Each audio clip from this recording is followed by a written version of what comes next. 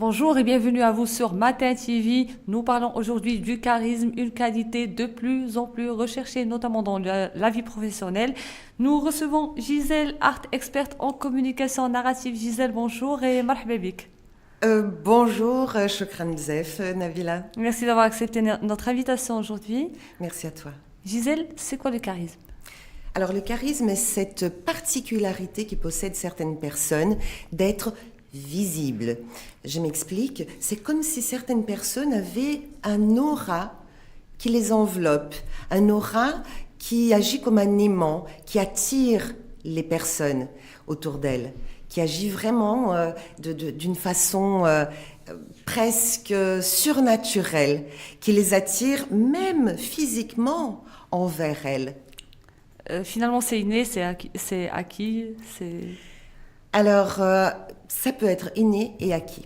C'est-à-dire qu'on voit bien qu'il y a certaines personnes qui, depuis l'enfance, ont toujours été des enfants qui attirent davantage l'attention, qui sont plus attachants, près de qui tout le monde a envie d'être, finalement. Hein, et ces enfants, vous voyez des enfants qui ont 4-5 ans, on dit celui-là, il va être un homme politique ou une femme politique. Il est tellement charismatique. Il attire les gens. il attire l'attention. Pardon? Il attire l'attention des Il gens. attire l'attention, il attire il attrait comme un aimant les gens vers lui. C'est aussi une qualité qu'on peut développer. Mais c'est quelque chose qu'on peut aussi développer. Ça veut dire, pour moi, nous sommes des êtres spirituels. Tout le monde a un esprit. Dans l'esprit de chacun, le charisme, cette force d'attraction, elle existe. Pour une raison ou une autre, certains êtres laissent paraître cela depuis tout petit, d'autres un peu plus tard, et d'autres jamais. Mais le potentiel pour être charismatique, nous les avons tous. Avant de passer aux techniques pour développer son charisme, je voudrais bien savoir quelle est son importance en entreprise. En entreprise, la personne qui a du charisme, évidemment, elle va être beaucoup plus visible, elle va être plus respectée, elle va être plus écoutée, elle va avoir beaucoup plus facilement des promotions, des postes importants, dû justement à cet attrait, à cette fascination quasiment qu'elle exerce. Donc elle sera une personne plus respectée. Pour une personne qui travaille en entreprise, c'est important.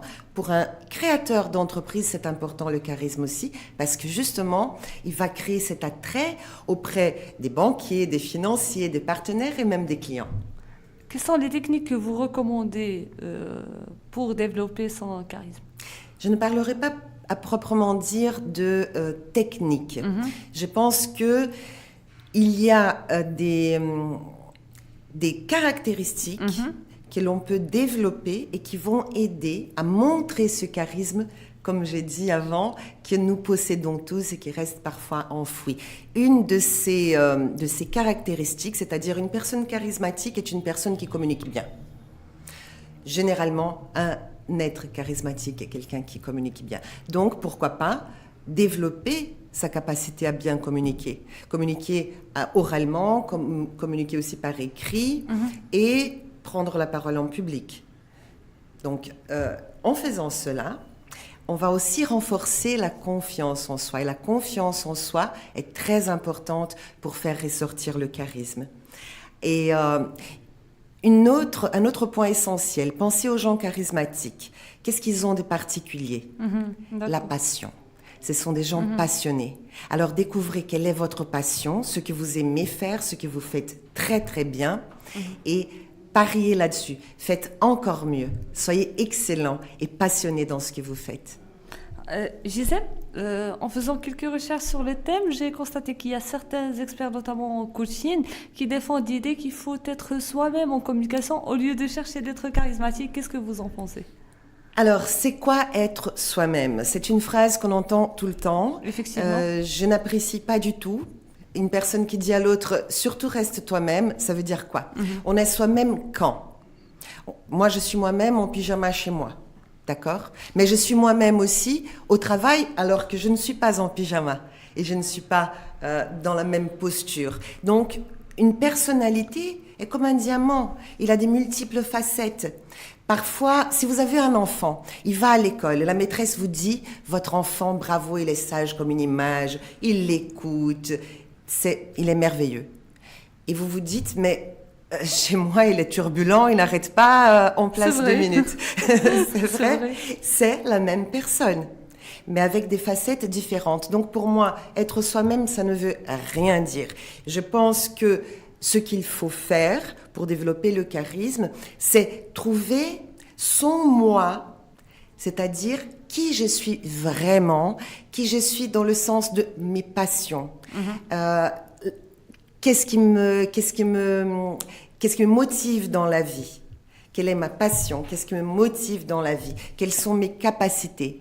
Et augmenter ces capacités et s'analyser froidement et de se demander, est-ce que je suis à 100% de l'être que je peux être? Et essayer de l'atteindre, ce 100% de soi, ce soi idéal. Évidemment, on ne va jamais l'atteindre, mais en essayant, on va développer la confiance en soi et forcément le charisme.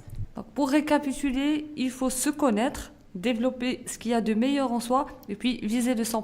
Il faut viser le 100%, sachant qu'on n'atteindra pas les 100%. Mais il faut le viser. Mais il faut le viser. Une dernière question, quelle attitude vous recommandez pour inspirer les autres? Alors, pour inspirer les autres, pour être inspirant, il faut savoir qu'on va être l'exemple de certaines choses pour certaines personnes. Pour être l'exemple, il faut assumer ses qualités. Donc, avoir confiance en soi, en qui on est, en ce qu'on fait. Première chose. Moi, je parle de la loi de la autoréciprocité. Ça veut dire... C'est-à-dire? Ça veut dire, si je me fais confiance, les autres me feront confiance. Si je n'ai pas confiance en moi, c'est certain que les autres n'auront pas confiance en moi non plus. Si je veux motiver les gens, si je veux les rendre passionnés, il faut que je me montre passionnée aussi.